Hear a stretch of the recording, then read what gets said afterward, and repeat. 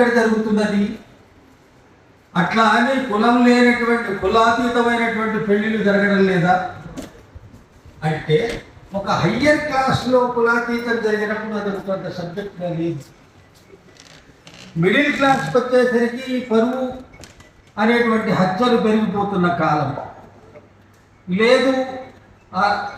అర్బన్లో మనం చూస్తున్నది ఇప్పుడు హైదరాబాద్ని తీసుకుంటే ఎదిగినటువంటి కాలనీస్లో సమస్య లేదు, ఇంకా ఎదిగిన కాలనీస్లో ప్రేమగానే ఒక రకమైన సమస్య ఉన్నది. ఇదంతా రక్తనిష్టమైపోయినటువంటి ఒక స్థితి. మీరు ఎన్నైనా చెప్పండి, ఎన్నైనా మాట్లాడుకోండి, ఎంతైనా చెప్పండి, మీ కులం ఏంటి అనేటువంటి అది చాలా స్థిరీకృత రూపంలోకి వచ్చింది. యాకూబ్ అనగానే వాడు ముస్లిం రా అనుకుంటారు, అయిపోయింది. ఆనందాచారి అనగానే చారి ఉంది కదా, ఏవే చారి ఉంటాడని వెతికేటువంటి పరిస్థితి.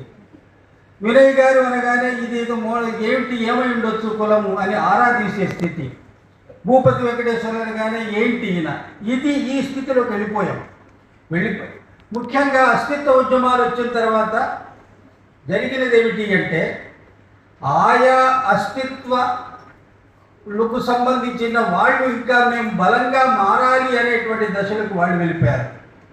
అన్ని కులాలు, యాదవ, గౌడ, ఇట్లా అన్ని రకాలైనటువంటి వాళ్ళు మాకు సంబంధించిన అస్తిత్వము, మాకు సంబంధించినటువంటి బలంగా మారడము, మాకు మొత్తంగా వాటా ఎంత వస్తుందో దానికోసం మేము పోరాటం చేయాలి.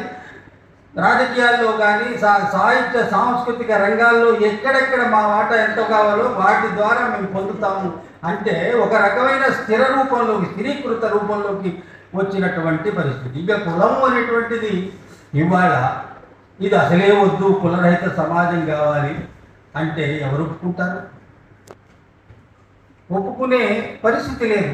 ఆయన జాషువా గారు పద్యంలో రాశారు, నా కవితావధూటి వదనమునగా దిగదూసి రూపురేఖ కమనీయ వైకరులగాంచి భళీ భళీయని అన్నవారే నీదే కులమని ప్రశ్న వెలయించి చివాలున లేచిపోవుచో బాకున కుమ్మినట్లగున్ పార్థివ చంద్ర.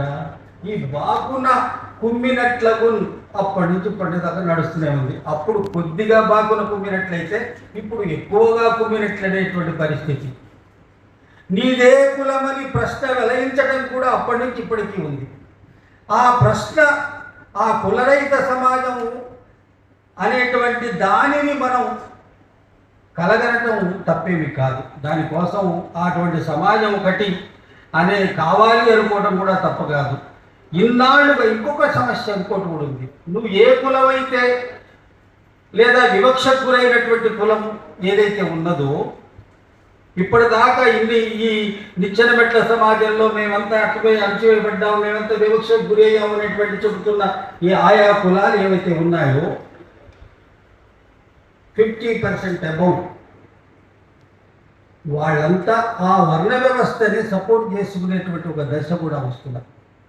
ఆ వర్ణ వ్యవస్థ ఇదేదో బాగున్నది, మీరు చూడండి, మీరు రీల్స్ చూడండి, లేకపోతే సామాజిక మాధ్యమాల్లో చూడండి, ఇంకే రకాలైన చూడండి, అవి సపోర్ట్లోకి పోయిన పరిస్థితి. అవి వద్దు అనే దశ రావాలి కానీ ఇంకా సపోర్ట్ అది కావాలి అనేటువంటి పరిస్థితిలోకి నెట్టివేయబడినటువంటి కాలం. మతమే లేని దశకు చేరుకుంటామో లేదో. ఒకవేళ మతము మాకొద్దు, కులము మాకొద్దు అని చెబుతున్న వాళ్ళం కూడా ఆల్టర్నేటివ్ లివింగ్ సిస్టమ్ని తయారు చేయగలిగామా? ఆల్టర్నేటివ్ లివింగ్ సిస్టమ్ నువ్వు మళ్ళీ అదే సంక్రాంతి చేసుకుంటావు, అదే దీపావళి చేసుకుంటావు, అదే రంజాన్ చేసుకుంటావు, అదే బక్రీద్ చేసుకుంటావు, అదేం కాదు. మనం ఆల్టర్నేటివ్ సిస్టమ్ తీసుకుంటామా? లేదు. ఆహార్యంలో ఏమైనా మార్పులు ఆల్టర్నేటివ్ సిస్టమ్ని ఏమైనా చేశామా? అదే బొట్టు పెట్టుకుంటాం, అదే చేతికి పెట్టి కట్టుకునేటువంటి తాళ్ళు ఏమైనా కట్టుకుంటాం.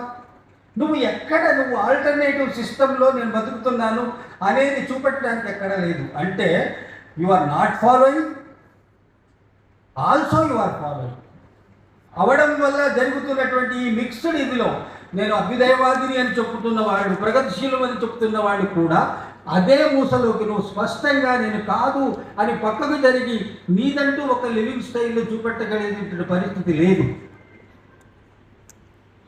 కులము ఇంకా ఇంకా స్థిరత్వంలోకి మారిపోయేటువంటి దశలోకి పోయి ఉన్నాం. మనం ఏదైతే భిన్నత్వంలో ఏకత్వం అని చెప్తున్నామో ఆ భిన్నత్వము అనేది సరే క్యాస్ట్, క్రీడ్, ఇంకేదో రిలీజన్ ఏమైనా కావచ్చు, ఆ ఏకత్వం నుంచి దూరం అయిపోయినటువంటి స్థితిలో ఉన్నాం. ఐక్యత అనేటువంటిది ఒకటి దెబ్బతింటున్న దశలో ఉన్నాం. ఆచరణలో చెప్తున్న వారు దాన్ని ఆల్టర్నేటివ్ లివింగ్ స్టైల్ని నిర్మించడంలో విఫలమైనటువంటి దశలో ఉన్నాం. కులము, మతము అనేది రక్తనిష్టంగా మారిపోయిన స్థితిలో నేనున్నానబ్బా, సాయుడిని, నేను ఒక హిందువుని చేసుకున్నాను, అదొక స్టెప్పు. అదొక స్టెప్తో ఇంకొక స్టెప్ కూడా తీసుకున్నాను.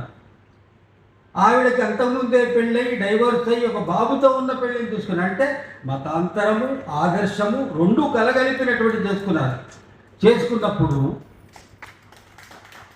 బట్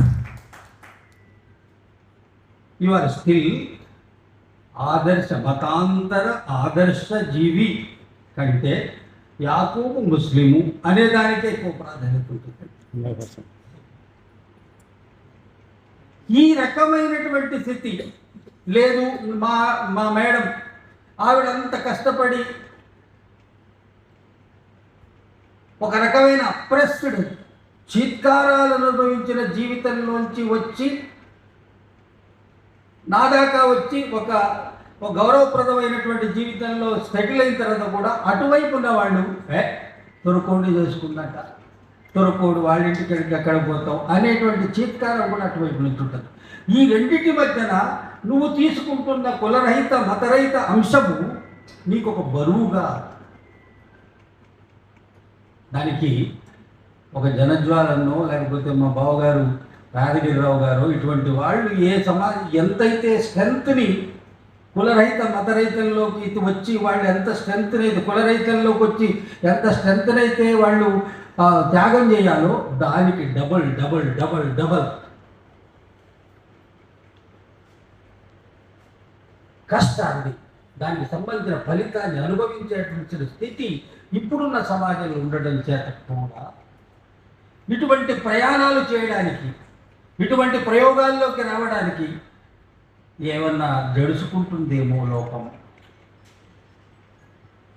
నేను ఇంకోటి కూడా అడుగుతున్నా, కులరహితంలోకి మనం అనుకుంటున్న వాళ్ళము కులరహితం పెళ్ళిళ్ళు చేస్తున్నప్పుడు వాడు అప్పటికప్పుడే కొద్దిగా ఎదిగిన వాడిని చూసి వీడు పెళ్లి చేసుకుంటాడంటే పిల్లనిచ్చే లేదా అబ్బాయితో అనుకునేటువంటి వాళ్ళని ఎంతమంది యాక్సెప్ట్ చేయగలుగుతున్నాం మనం? అభ్యుదయం వాదులుగా ఉండి కూడా వాడికి స్థిరంగా కొంత ఆస్తి ఉన్నదా, వాడు రెస్పెక్టబుల్గా ఉన్నాడా, వాడు ఏ కులంలోంచి వచ్చాడు, వాడు మన అమ్మాయినో మన అబ్బాయినో చేసుకున్నప్పుడు ఇదంతా అభ్యుదయవాదులంగా ఉన్న వాళ్ళం కూడా చాలా జాగ్రత్తలు తీసుకుంటున్నాం బాస్. ఇవన్నీ చూసి చూసి చూసి చూసి చూసి సోకాల్డ్ కులరహితము మతరహితము పెళ్లి చేస్తున్న మనము మొత్తం కులరహిత సమాజం రావడానికి ఎంత సాక్రిఫైస్ అయిందాక నువ్వు యుద్ధం చేయాల్సిందే, మనం త్యాగాలు చేయాల్సిందే, సంఘ సంస్కృతిగా మారాల్సిందే అంటున్న మన ఆనంద మాటలు కానీ ఆవేదనతో లేకపోతే బయట చూస్తున్న గమనింపులతో నేను మాట్లాడుతున్న మాటలు కానీ ఇవన్నీ ఇన్సైట్స్లో ఒక లోపలికి వెళ్ళి బోల్డంత ఘర్షణ పడాల్సినటువంటి అవసరం. నువ్వు అక్కడ చేసుకుంటావు, మళ్ళీ నీ పిల్లలు వస్తారు. పిల్లలు వచ్చిన తర్వాత నువ్వు ఏ ఆదర్శమైనటువంటి స్థితిని చేసి గుడులు లేని, గోపురాలు లేని, మసీదులు లేని, చర్చిలు లేని ఒక తరాన్ని నీ జీవితంలోంచే నీ కుటుంబం నుంచే నిర్మిద్దాం అనుకుంటావు. ఆ వచ్చే అమ్మాయో అబ్బాయో ఇమీడియట్గా పెళ్లి తర్వాత కొన్నాళ్ళకి వాడు పరమభక్తుడిగా మారిపోతాడు. ఆ అమ్మాయి రోజు ఇంట్లో ధూపదా చేస్తాడు. అట్లా కాదమ్మా, అలా కాదు అని, లేదా అంత కాదు అంటే నీకేం తెలుసు? ఈవెన్ ఇంకొకటి చెప్తున్నా, తల్లిదండ్రులకు రూపాయి ఇవ్వలేని కొడుకు ఆ గుడిలో చేసే పూజలు చేసే పూజారికి ఎక్కువ డబ్బులు ఇస్తున్నాడు. He is giving is feeding that పూజారి dad his father and parents.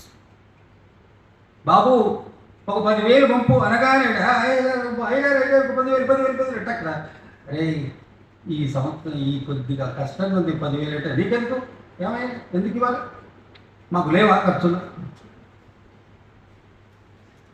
నువ్వు ఆదర్శ కుల రహిత సమాజం నుంచి ఒక దానికి నువ్వు ప్రిపేర్ చేసి, ఆ ప్రిపేర్ చేసినటువంటి ఇంటి నుంచో అలా చేసినప్పుడు అలా పరిణమించేటువంటి దశను చూసి కూడా బాపునకు మీనట్లకు పార్థివ చంద్ర